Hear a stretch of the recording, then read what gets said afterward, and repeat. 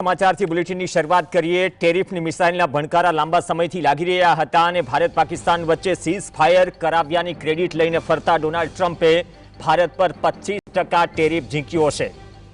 લાંબા સમયથી ચર્ચા હતી, અવરોધો હતા, કેમ કે એક લિસ્ટ અને ફરફરિયું લઈને ડોનાલ્ડ ટ્રમ્પે જ્યારે દુનિયા સમક્ષ કહ્યું કે કયા દેશો પર કેટલો ટેરિફ અમે લાદીશું, કેમ કે ફરીથી અમેરિકાને મહાન બનાવવાનું છે। બંને દેશ વચ્ચે બધું ઠીક નથી એટલે 25% ટેરિફ, એવું ડોનાલ્ડ ટ્રમ્પનું કહેવું છે।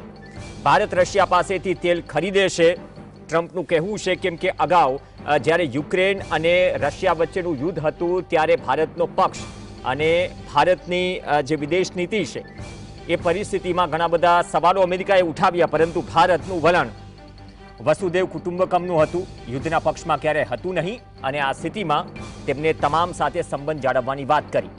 પણ ચર્ચાઓ ઘણી હતી કે સમાધાન થશે કે પછી કંઈક અલગ। ડોક્ટર હેમંત કુમાર શાહ આપણી સાથે જોડાશે, અર્થશાસ્ત્રી છે। હેમંતભાઈ, આપનું સ્વાગત છે। હેમંતભાઈ, 25% ટેરિફ અને ટ્રમ્પ કહે છે કે બંને દેશ વચ્ચે બધું જ સમૂહ સૂત્રું નથી, કઈ રીતે જોઈ રહ્યા છો આ 25% ટેરિફની અમેરિકાની જાહેરાતને? 1 ઓગસ્ટથી લાગુ પડશે। મને એમ લાગે છે કે આમ જુઓ ને તો ભારતની વિદેશ નીતિની એક બહુ મોટી નિષ્ફળતા કહેવાય। કારણ કે અમદાવાદમાં જ્યારે ડોનાલ્ડ ટ્રમ્પને બોલાવવામાં આવ્યા અને ત્યારે જે રીતે એમનું સ્વાગત કરવામાં આવ્યું અને નરેન્દ્ર મોદી જ્યારે અમેરિકા ગયેલા ત્યારે અબકી બાર ટ્રમ્પ સરકારે એમ જે કહેલું તેનાથી જાણે એવી એક છાપ ઊભી થતી હતી કે બહુ સારા સંબંધો છે અમેરિકા અને ભારત વચ્ચે, પણ આવા બધા તિખારા કરવાથી કોઈ સંબંધો સુધરે છે એવું નથી બનતું। એની હવે ભારત સરકારને ખબર પડવી જોઈએ। બીજો અગત્યનો મુદ્દો એ છે કે જે ક્ષેત્રોની વસ્તુઓ ઉપર આ 25%ની ટેરિફ નાખવામાં આવી છે એ ક્ષેત્રોની નિકાસને ખરેખર અસર થઈ શકે એમ છે। કારણ કે હલો જી, અવાજ આવી રહ્યો છો આપનો? કારણ કે ખૂબ મોટા પ્રમાણમાં નિકાસ ઘટી શકે એને પરિણામે એવી શક્યતાઓ છે, એટલે મને એમ લાગે છે કે એની રોજગારી ઉપર અસર પડે, આવક ઉપર અસર પડે, ભારતની જીડીપી ઉપર પણ એની વિપરીત અસર પડે એવી સંપૂર્ણ શક્યતાઓ છે।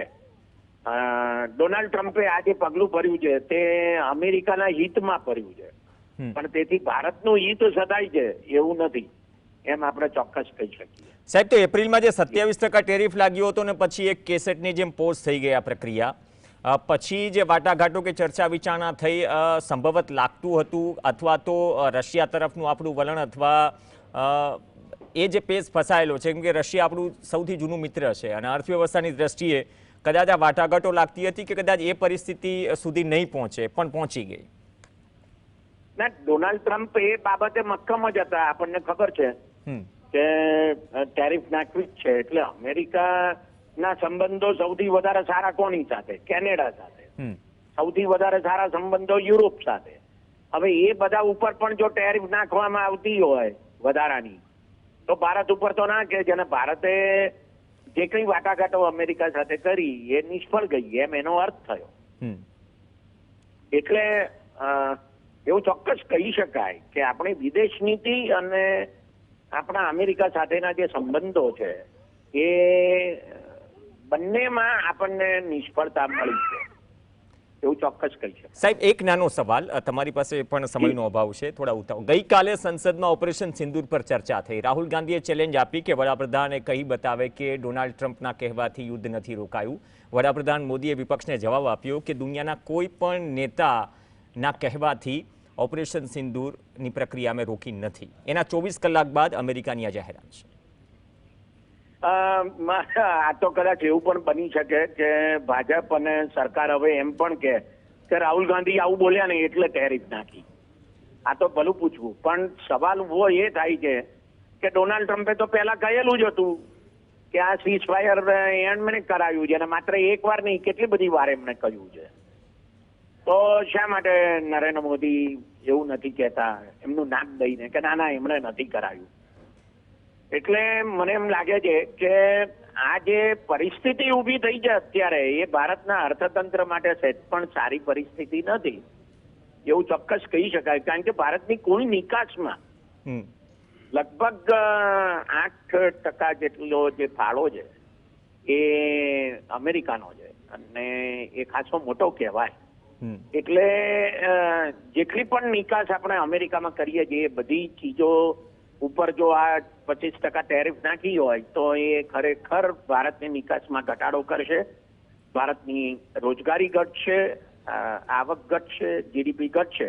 સિવાય કે અમેરિકાના લોકો એમ કે નહીં અમારે ભારતની જ ચીજો ખાવી છે, તે વાપરવી છે, ભલે ગમે એટલી મોંઘી થાય, તો આ વાત જુદી છે. પણ મને એવું નથી લાગતું કે અમેરિકન લોકો એવું કરે. એવું શા માટે કરે?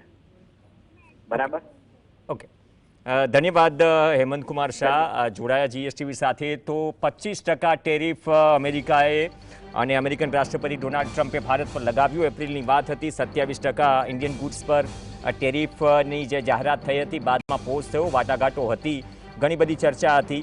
રશિયાનો પણ ઉલ્લેખ છે. અને જ્યાં સુધી ક્રૂડની વાત છે, ક્રૂડ સિવાય જે યુદ્ધો ચાલી રહ્યા છે અલગ અલગ, એ યુદ્ધોમાં એ તો વૈશ્વિક સ્તરે જે પણ પરિસ્થિતિઓ ભારત ફેસ કરી રહ્યું છે, જેમ કે ગઈકાલે ઇફકોએ એનપીકેમાં એક થેલીએ 130 રૂપિયા વધાર્યા. તેનું કારણ એ પણ ઇફકો ચેરમેને આપ્યું, જ્યારે મેં પર્સનલી વાત કરી, કહ્યું કે રો મટીરિયલ મોંઘું થયું છે. અને આ રો મટીરિયલ સતત મોંઘું થઈ રહ્યું છે. છેલ્લા 4 વર્ષમાં અથવા 3 વર્ષમાં જે યુદ્ધનો માહોલ છે તેની અસર ખાતર પર પણ પડી છે. ખાતર સમયસર મળી નથી રહ્યું એક પ્રશ્ન છે દેશમાં.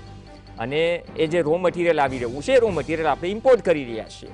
તો એક તો યુદ્ધની પરિસ્થિતિ, ઉપરથી આપણે જે નિકાસ કરીએ છીએ, નિકાસ જે અમેરિકામાં આપણે કરીએ છીએ 8%ની જે વાત કરી ડૉક્ટર હેમંત કુમાર શાહે, તો તે એ તમામ વસ્તુઓ જે આપણે નિકાસકાર તરીકે છીએ એ સેક્ટરને અસર પડી શકે. 1 ઓગસ્ટથી આ ટેરિફ લાગુ થશે. પણ ડોનાલ્ડ ટ્રમ્પનું મોટું નિવેદન કે બંને દેશો વચ્ચે બધું જ સમૂહસૂત્રું નથી, તો આ પણ એક બહુ મોટો સંકેત આપે છે.